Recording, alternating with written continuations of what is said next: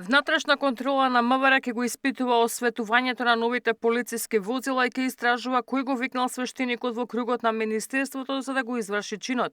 Од полицијата потврдува дека поведена е истрага за целиот случај. Министерството за внатрешни работи ви известува дека Одделот за внатрешна контрола, криминалистички истраги и професионални стандарди при МВР превзема соодветни мерки и активности за целосно утврдување на околностите, пошто јавноста ќе биде соодветно информирана. Заменикот на Тошковски пак Астет Сени најавува одговорност за полициските службеници кои дозволиле ваков настан.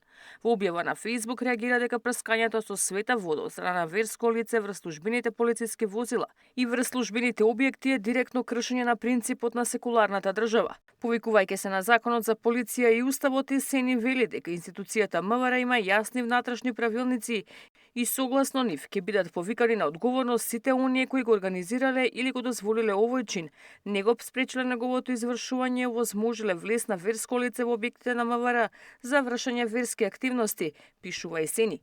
Јавноста бурно реагира на фотографиите кои брзо се проширија преку социјалните мрежи, на кои се гледа свештеник кој врши верски обред и осветување на службени возила, додека присутни се и полициски службеници. Дел од граѓаните го оправдуваат чинот, но има такви според кои ваквите работи се недозволиви. Но ова не е единствен ваков случај. Пред година и пол и собранискиот спикер гаши дозволи, но и присуствуваше на верски обред во парламентот, оддавајќи почит на жртвите од Сребреница. Македонските парламентарни партии и јавноста остро реагираат дека собранието не е и не смее да биде место за организирање на било какви религиски обреди, прекршувајќи ја секуларноста на државата. Ивана Соколовиќ, Најдова, Сител телевизија.